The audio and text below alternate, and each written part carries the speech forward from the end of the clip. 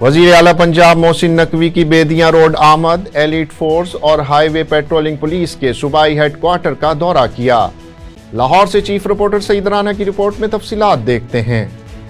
नाकाफी वसाइल के बावजूद ये कहा जा सकता है कि पंजाब पुलिस में हर जवान फर्ज, शनास और दिलेर है और अपनी ड्यूटी के तकाजों से आगाह भी। निगरान वजीर आला मोहसिन नकवी भी पुलिस के जवानों की हौसला अफजाई के लिए हर जगह मौजूद होते हैं। वजीर आला ने हाल ही में बेदियां रोड पर एलीट पुलिस फोर्स और हाईवे पेट्रोलिंग पुलिस के सूबाई हेडक्वार्टर्स का दौरा किया और पुलिस अफसरान से मुलाकात में उन्हें जाफिशानी और प्रोफेशनल अंदाज में फराइज सर अंजाम देने की हिदायत की। वजीर आला ने एलीट फोर्स ऑफिसर्स ब्लॉक और हाईवे पुलिस ऑफिसर्स ब्लॉक और पंजाब हाईवे पेट्रोलिंग पुलिस के कंट्रोल रूम का विजिट किया।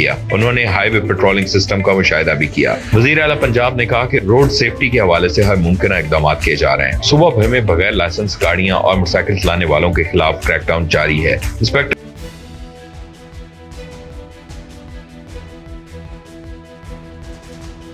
पतंगबाजी जुर्म है, SHO थाना छांगा मांगा तारिक महमूद का कहना है कि पतंगबाजी एक घिनौना मशगला है, वालिदैन बच्चों को इस खेल से दूर रखें।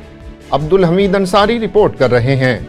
IG पंजाब डॉक्टर उस्मान अनवर के VN और DPO जिला कसूर तारिक अजीज संधू की हिदायत की रोशनी में SHO थाना छांगा मांगा की तरफ से शहर में पतंग फरोशों और पतंगबाजों की रोकथाम के लिए मसाजिद और दीगर पब्लिक प्लेसेस पर ऐलानात का सिलसिला जारी है। इस मौका पर सहाफियों से खुसूसी बातचीत करते हुए SHO थाना छांगा मांगा तारिक महमूद ने कहा कि पतंगबाजी एक घिनौना मशगला है जिसमें जानो माल के अलावा वक्त का ज़िया भी है, लिहाजा शहरियों को इस जुर्म से खुद भी परहेज करना चाहिए और वालिदैन अपने बच्चों को इसके नुकसानात से आगाही फराहम करें। उन्होंने कहा कि अगर कोई शख्स इस मकरूह धंधे में मुलव्विस हुआ तो उसकी इत्तला फौरी तौर पर पुलिस को दी जाए। उन्होंने मजीद कहा कि सहाफी बरादरी भी इस मकरूह धंधे में मुलव्विस अफराद की सरकोबी के लिए अपना भरपूर किरदार अदा करे ताकि माशरे को ऐसी काली भेड़ों से पाक किया जा सके।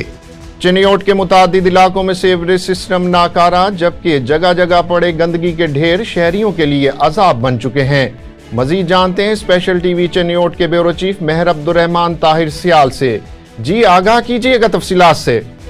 जी बिल्कुल, अगर चिनियोट की बात की जाए तो यहाँ पर जगह जगह पर गंदगी के ढेर नज़र आ रहे हैं। हर जगह पर ही ताफुन फैला हुआ है।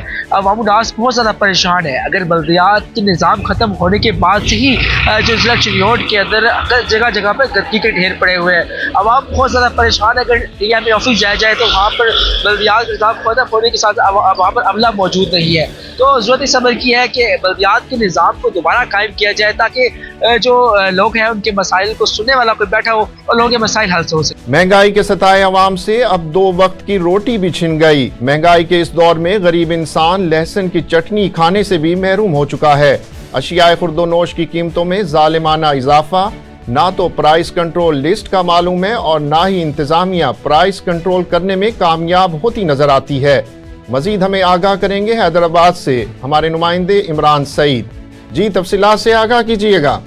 लहसुन की चटनी बनाकर रोटी खाने से भी महरूम है। खाने पीने की खुर्दोश कीमतों में इजाफे के बाइस प्राइस कंट्रोल लिस्ट का ना कुछ मालूम है और ना प्राइस कंट्रोल चेक करने वाली टीम का कुछ मालूम है। मालूम आखिर क्या है, आइए हम मालूम करते हैं। इससे उससे कुछ शहरियों को फ़ायदा होता है? सर फ़ायदा तो होते हैं, वो आती भी नहीं, प्रेस वाले भी नहीं आए को देखे जाएँ इनको तो वो इस्तेमाल तो करें, उसको रेट तो दिखाएं। और रेट वाले नहीं आते हैं बस वो चले जाते हैं, इसलिए जेब में रख ले चल दिए भाई। तो उनको चाहिए कि वो लिस्ट पे भी अमल कराएं। उनके जो ऑफिसर हैं जो घर ऑफिस में बैठे हुए ठंडे कमरों में, वो आए निकलें बताएं। महंगाई इतनी हो गई, लोग परेशान इतने हैं कि इंतहा से ज़्यादा। जी महंगाई के इस दौर के अंदर आप देख सकते हैं कि आवाम की खरीद क़ुव्वत इतनी कम हो चुकी है। इस वक्त फ़कीरपुर के ऊपर हम मौजूद हैं। यहाँ पे आप देख सकते हैं कि खरीदारों की तादाद ना होने के बराबर है। अशिया खुर्दोनोश के अंदर जिस तरह से रोज़ बरोज़ इजाफा हो रहा है, इससे आवाम की खरीद क़ुव्वत बिल्कुल ख़त्म हो चुकी है, कमर टूट चुकी है।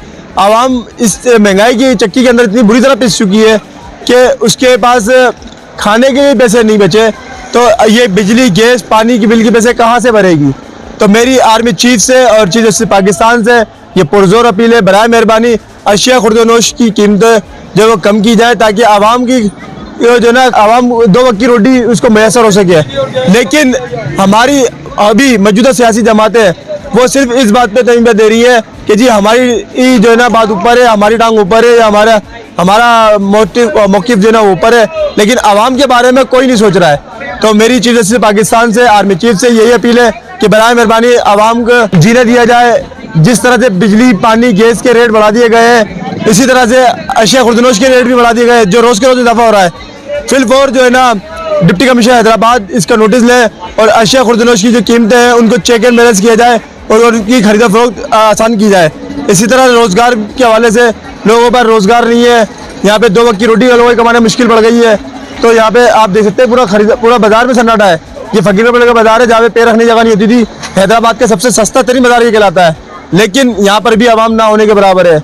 सिर्फ वजह एक महंगाई, जिसके ऊपर कोई सियासतदान, कोई पॉलिटिकल पार्टी इस वक्त बात करने के लिए तैयार नहीं है। पहले हम है ना 10,000 का राशन करते थे, 10 से 15, 15 से 20, 25, 30 हज़ार तक राशन आने लग गया। जितनी आमदनी नहीं है इतना राशन महंगा आ रहा, हर चीज़ महंगी, चाय की पत्ती महंगी, चावल इतने महंगे पहले मिलते थे 120, 130, अब वो 260 हो गए। कीमत में जो इजाफा होता है कि हर बार जब आप दुकान पर सामान लेने के लिए आती हैं तब होता है? नहीं, बढ़ती रहती है हर दफ़ा। अभी ऐसा हुआ कि आप आई हो और का रेट कम हो? नहीं, ऐसा हुआ ही नहीं है। प्राइस कंट्रोल जो लिस्ट होती है इससे कोई फ़ायदा? ये जो एक साथ जो बेचते हैं, नहीं इसमें कुछ भी नहीं, फ़ायदा ही नहीं है शायद। और ना जैसे तेल घी भी लेते हैं ना, तो तेल घी में ये कि 10-20 का फ़र्क होता, बाकी तो किसी चीज़ का फ़र्क नहीं होता है। आपकी महंगाई हो रही है और हर चीज़ गरीब इंसान की पहुंच से हो रही है, दूर हो रही है दिन पे दिन। गरीब इंसान तो दाल भी खाना मुश्किल हो गया उसके लिए। आटा, चीनी, दाल बहुत ज़बरदस्त तरीके से हो रही है महंगाई। आप क्या समझते हैं दुकानदार हजरात जो है वो प्राइस जो कंट्रोल है वो बरकरार रखते हैं या उसमें रोज़ाना की बुनियाद पर जो है ना रद्दोबदल होता है? दुकानदार हजरात परेशान है बेचारा, वो भी अपने घर पे खाता है, वो खुद अपने घर पे ले आने में इतना वो परेशान हो रहा है कि वो क्या करे। डेली की प्राइस बढ़ रहे हैं, डेली रोज़, कभी गैस पे पैसे बढ़ रहे हैं, कभी बिजली पे, कभी पेट्रोल पे, कभी डीजल पे। तो दुकानदार करे तो क्या करे बेचारा। महंगाई को कौन कंट्रोल करे? इस महंगाई को अल्लाह मियाँ बस रहम फरमाए पाकिस्तान पे। ये जो हुक्मरान है उनको ईमान दे दे बस, और ये खुद करें कंट्रोल। कहना चाहूँगा पाकिस्तान के अंदर महंगाई बहुत हो गई है, रोज़गार पाकिस्तान में है नहीं, मजदूर के लिए जीना बड़ा मुश्किल है। मैं आर्मी चीफ पाकिस्तान से ये गुजारिश करूँगा इस मुल्क पे अच्छे हुक्मरान बिठाल के ये महंगाई कंट्रोल की जाए, वरना मजदूर का रहना पाकिस्तान में से बस से बाहर है। क्योंकि महंगाई इतनी है, जो चीज़ पहले 2-2.5 हज़ार की आती थी अब वो 10,000 की आ रही है। अब रोज़गार हो बंदा ले भी ले, अब रोज़गार ही नहीं है, ना मजदूर है इधर, ना कारोबार है। अब आर्मी चीफ साहब को यही गुजारिश है उनसे कि मजदूरों की नहीं सोचें, गरीबों की नहीं है, कुछ महंगाई का अपने अपने रेट पे दे रहे हैं, कोई अपना फिक्स रेट नहीं है किसी का, ना इनके पास कोई लिस्ट है महंगाई के ऊपर। भाई हमारे पे लिस्ट है, गवर्नमेंट ने ये दी, इस पर अमल करें, कोई अमल नहीं। चीनी अपने हिसाब से दे रहे हैं, जो भी लोग अपनी मनमानी करते हैं, इसमें कोई सबसे ज़्यादा महंगा गई है। अभी टमाटर की रेट आप पता कर लें, 100 रुपये किलो टमाटर हैं, 50 रुपये पाव मिर्चें हैं। हद से ज़्यादा इतनी महंगाई है, हुकूमत सिर्फ लड़ने पे लगी हुई है, लेकिन ये नहीं देख रहा कि महंगाई किस तरह रोक रही है। महंगाई पे महंगाई करे जा रहे हैं, कम करने पे कोई नहीं सोच रहा है। इंतजामिया की जानिब से कोई प्राइस कंट्रोल या कोई चेकिंग? कुछ भी नहीं होता, मेरे लिहाज से तो कुछ भी नहीं होता। अगर चेकिंग होती तो इतनी महंगाई नहीं होती ना। आप जब दुकानदार के पास जाती हैं सामान लेने तो वहाँ कोई लिस्ट वगैरह लगी हुई है? कुछ भी नहीं लगा होता। मैंने तो अभी तक लाइफ में अभी तक लिस्ट देखी नहीं है, क्या है क्या नहीं है। बाकी लिस्ट से हर चीज़ें लिखी होती है, महंगी से महंगी। हुकूमत से क्या कहना चाहिए? हुकूमत से कहूँगी लड़ें बाद में, पहले गरीब का सोचें कि गरीब किस तरह खा रहा है, किस तरह कमा रहा है, कितनी मुश्किलों को सामना करना उससे पड़ रहा है। महंगाई के हवाले से जो मैं बता रहा हूँ कि पाकिस्तान की आवाम इस वक्त महंगाई की चक्की में बुरी तरह पिस चुकी है। ना आवाम के पास यहाँ पे पैसा बचा है, ना मुल्क छोड़ने के लिए जाने के लिए पैसा बचा है। अब यहाँ पे जो सौदा पहले 2-3 हज़ार रुपये में लोग लेते थे, अब वही सौदा 8 से 10 हज़ार रुपये मिल रहा है। कोई हुकूमत वक्त इसका नोटिस लेने को तैयार नहीं है। सारे सियासतदान अपनी सियासत तवज्जो देने में किसी को दिलचस्पी जाहिर नहीं हो रही। मेरी मौजूदा हुक्मरान से, चीफ जस्टिस पाकिस्तान से, आर्मी चीफ से यही अपील है कि बराए मेहरबानी अशिया खुर्दनोश की कीमतों में का जो ज़ख़ीरा अंदोज़ों ने इजाफा कर दिया है, मनमाना इजाफा कर दिया है, इसको फिलफौर वापस लिया जाए। इन पे जो नोटिस लिया जाए, गरीब आदमी को कम से कम जीने का हक दिया जाए ताकि लोग खा पी सके। अब यहाँ पे आप समझते हैं कि दुकानदार के पास जो है प्राइस कंट्रोल लिस्ट जो होती है, किसी दुकानदार के पास प्राइस कंट्रोल लिस्ट मौजूद है ही नहीं। यहाँ पर ना प्राइस कंट्रोल कमेटी यहाँ मौजूद है, जिसका जब दिल चाहता है रेट बढ़ा देता है। आए दिन हम सुनते हैं मार्केट में कि इस चीज़ के रेट बढ़ गए, उस चीज़ के रेट बढ़ गए। कभी चीनी पे रेट बढ़ जाते हैं, कभी दाल पे रेट बढ़ जाते हैं, कभी चावल पे रेट बढ़ जाते हैं, आटे पे रेट बढ़ जाते हैं, गंदम आना बंद हो जाती है। तो इसी तरह से है कि लोग महंगाई की चक्की में इतनी बुरी तरह पिस गए कि उनको समझ ही नहीं आ रहा है कि अपने ज़रूरत ज़िंदगी पूरी करें या अपने खर्चे पूरे करें। बिजली पे पैसे बढ़ा दिए, गैस आती नहीं है, आवाम कहाँ जाए, किससे फरियाद करे। अब आवाम जो सिर्फ देख रही है, आर्मी चीफ की तरफ देख रही है, चीफ जस्टिस ऑफ पाकिस्तान की तरफ देख रही है कि वो आवाम को कोई रिलीफ मुहैया करे ताकि आवाम कुछ खरीदारी कर सके, कुछ खा पी सके।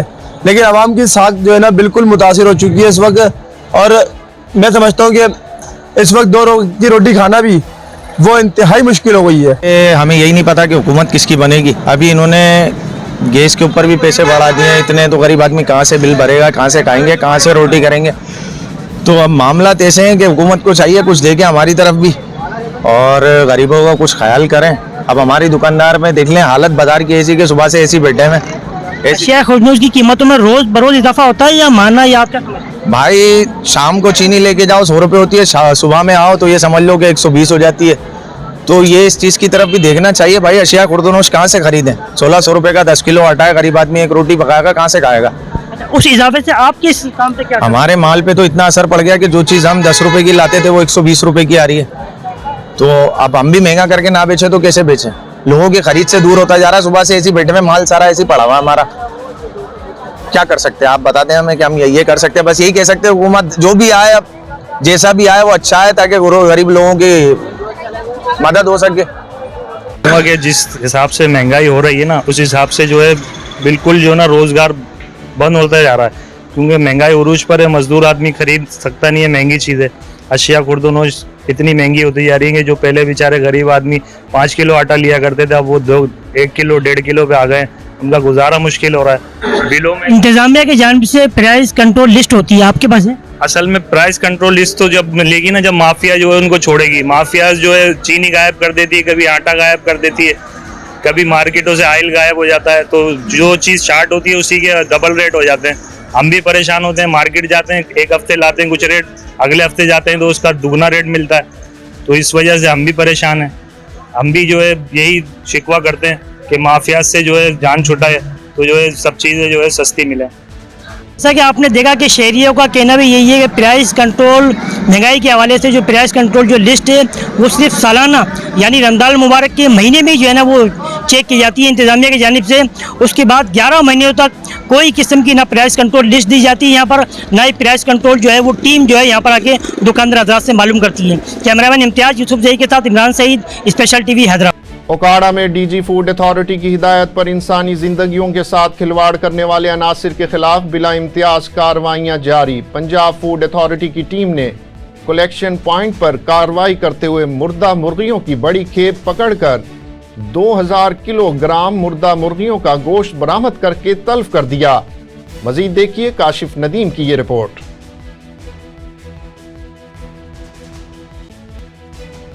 जिला सांगड़ के नवाही गांव हाजी मिठा खान मरी में गवर्नमेंट प्राइमरी स्कूल की इमारत 1994 में कायम होने के बाद से जुबूहाली का शिकार। खस्ता हाल इमारत की छत मुकम्मल तौर पर तबाह होकर गिर चुकी है। 100 से जायद बच्चों की जिंदगियां खतरे से दो चार हैं, लेकिन महकमे तालीम के कान पर जूं तक न रिंगी। मजीद अहवाल देखते हैं इस रिपोर्ट में। 100 बार 100 बार प्राइमरी है पंजे जी आप पंजे प्राइमरी बोर्ड स्कूल है और उसका टीचर एक है, बच्चे तकरीबन 80 से 100 बच्चे हुए। कहते हैं कि अगर किसी कौम को तबाह करना हो तो उसकी तालीम को तबाह कर दो, कौम खुद ब खुद तबाह हो जाएगी। सिंध का जिला सांगड़ जहां बुनियादी सहूलियात के हवाले से महरूम है, वहीं महकमा तालीम ने भी इस जिले को यतीम बना दिया है। जी हम किसी दूर दराज इलाके के स्कूल की बात नहीं कर रहे, हम बात कर रहे हैं जिला सांगड़ के नवाई गाँव हाजी मिठा खान मरी के गवर्नमेंट प्राइमरी स्कूल मिठा खान के जबून हाली की। ये स्कूल 1994 में कायम किया गया, जिसमें लगभग 100 के करीब बच्चे अपने ख्वाब लेकर इस खतरनाक इमारत में तालीम के हुसूल के लिए आते हैं। ये बच्चे अपनी तालीम हासिल करने के लिए इस जबून हाल स्कूल में आते हैं। इस स्कूल की छत का जब हमने मुआयना किया तो स्कूल मुकम्मल तबाह हाल हो चुका है। महकमा तालीम शायद इतनी लापरवाह हो गई है कि इस स्कूल की इमारत की बार बार इंस्पेक्शन के बाद अब तक कोई भी मरम्मत नहीं की गई, जबकि मासूम बच्चों के स्कूल में वाशरूम समेत बाउंड्री वाल और नई बिल्डिंग की सहूलियात मैसर नहीं हैं। मासूम बच्चों ने अपने वालिदैन के साथ उम्मीद की निगाहों से खस्ता हाल स्कूल की नई बिल्डिंग समेत फर्नीचर और इसातिज़ा की तादाद में इजाफे का मुतालबा किया है, जबकि वालिदैन का कहना है कि तकरीबन 70 से 80 बच्चे हैं लेकिन इधर ना कोई लाइट है ना कोई सहूलत है। 1994 में सन में जो है बिल्डिंग तमीर हुआ है, उसके बाद कोई रिपेयरिंग नहीं है। हमारा उस्ताद अच्छा है, सांगड़ से आता है, बच्चों को पढ़ाता है। तकरीबन 80-90 जो है बच्चे हैं और कोई भी स्कूल के गवर्नमेंट के तरफ से कोई सहूलत नहीं है, ना फर्नीचर का है और न कोई बिजली का है, न कोई मोरड है, न कोई पंखा है और पानी का सिस्टम कोई भी गवर्नमेंट की तरफ से नहीं है। हम खुद संभाल रहे हैं, हमारे तरफ से उस्ताद से कोई सहूलत है बिल्कुल हम करते हैं, लेकिन फर्नीचर जो पड़ा है वो भी आता हमारा है प्राइवेट। बोलो जी सर उसके बाद हम वीडियो साहब के पास गए, उन्होंने कोई एक्शन नहीं लिया है। उसके बाद हमारा गुजारिश है सिंध गवर्नमेंट से, हमारे बच्चों के मुस्तकबिल फ्यूचर के लिए सोचें। हम गरीब हैं, हमारे बच्चे पढ़ते हैं, पैसे नहीं है तो सर जिस और हमारे चित सारा डैमेज है, हमारा सागर सारा चित डैमेज है। काफ़ी चक्कर बच्चे जख्मी हुए सर, बिल्कुल बच्चे जख्मी हुए, सर में टाँके लगे हुए, सर फट गए बहुत बच्चों के और हम बहुत परेशान हैं। कोई फर्नीचर भी नहीं है, हमारा मसला है स्कूल का, बच्चों का, ज़िंदगी का मसला है सर। पैसे वाले लोग तो पैसों पे ट्यूशन पढ़ाते हैं, हम गरीब की इधर सागर इधर से तकरीबन 20-25 किलोमीटर हमारे से दूर है, हम किधर पढ़ाए बिरावट बच्चों को। हमारे स्कूल का ये हालत है, चापुड़ गिर रहे हैं सर, कोई न फर्नीचर न कोई सहूलत है, न कोई गवर्नमेंट की तरफ से कोई सहूलत है। एक चक्कर बिल्डिंग बन गया, बाद में कोई नहीं आया। डीओ साहब को हमने काफ़ी बार दरख्वास्त दी है, हमने रिक्वेस्ट किया, लेकिन हमारा मसला अभी तक हल नहीं हुआ सर। हमें बहुत दुख हुआ है ये स्कूल की हालत देख के, खासकर और तकरीबन सिंध के जो भी स्कूल हैं उनकी सारी हालात ऐसे ही है। जो भी स्कूल पहले बने हैं उनकी रिपेयरिंग के लिए जो भी पैसे आए हैं वो या तो एजुकेशन वाले खा जाते हैं या तो ऊपर ये आते ही नहीं है। तो मेहरबानी करके ये जो स्कूल की कंडीशन है इसको लिहाजा कुछ ना कुछ हायर अथॉरिटी जो भी है इसकी वो थोड़ा ध्यान करें, विजिट करें। ये यार बच्चों के मुस्तकबिल का मसला है। ये लोग तो ठीक है नहीं रसाई हो सकती इन लोगों की आपके पास, लेकिन खुदा के लिए आपके इल्म में है, आपके ऑफिस में स्कूल की बजट आती है, आप लोग क्यों नहीं इनकी विजिट करते हैं, चेक करते हैं कि मसला मसाइल है। अभी देखें इसकी छत जो है वो बड़ी डेंजर लगी पड़ी है, इसमें बैठने की मतलब गुंजाइश ही नहीं है। बच्चे कैसे बैठे, खौफ है, रात में तालीम हासिल कर रहे हैं। प्लीज बताएं, मैं बहुत बच्चे भाई बोल रहे हैं कि जख्मी हो गए हैं। गाँव वाले जो बोल रहे हैं कि बच्चे फिर आते ही नहीं है, लोग छोड़ते ही नहीं कि भाई कहीं कभी भी ये ऊपर से छत पे बच्चों के ऊपर गिर सकता है। इसलिए बड़ा मेहरबानी करके इस स्कूल के लिए कोई बिल्डिंग का प्लान दे, वरना हम बहुत बड़ा एहतजाज करेंगे इंशाल्लाह। Quaid-e Azam academy for educational development Wahdat road colony Lahore में पहली 3 रोज़ा international teachers education research conference का आगाज 20 फरवरी से हो रहा है।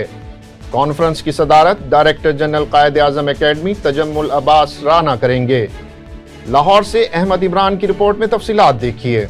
पहली international teachers education research conference की इफ्तिताही तकरीब 20 फरवरी बरोज मंगल सुबह 9 बजे Quaid-e Azam academy for educational development auditorium Wahdat colony Lahore में मुनक्किद होगी। निगरान सूबाई वजीर तालीम पंजाब मंसूर कादिर और सेक्रेटरी तालीम पंजाब एहसन वहीद इफ्तिताही तकरीब के मेहमानाने खुसूसी होंगे, जबकि कॉन्फ्रेंस की सदारत डायरेक्टर जनरल कायदे आज़म एकेडमी तजम्मुल अब्बास राना करेंगे। पहली international teachers education research conference 22 फरवरी तक जारी रहेगी। अपनी नौयत की पहली टीचर्स एजुकेशन रिसर्च कॉन्फ्रेंस में बैरून मुमालिक समेत पाकिस्तानी माहिरीन तालीम अपने अपने मुकालमे पेश करेंगे। कॉन्फ्रेंस की इख्तितामी तकरीब मोरखा 20 फरवरी को कायदे आज़म एकेडमी में मुनक्किद होगी। और चीफ मिनिस्टर नेजाबाजी चैंपियनशिप 2024 का इनेकाद वजीर आला मोहसिन नकवी ने फोर्ट्रेस स्टेडियम में जीतने वाले खिलाड़ी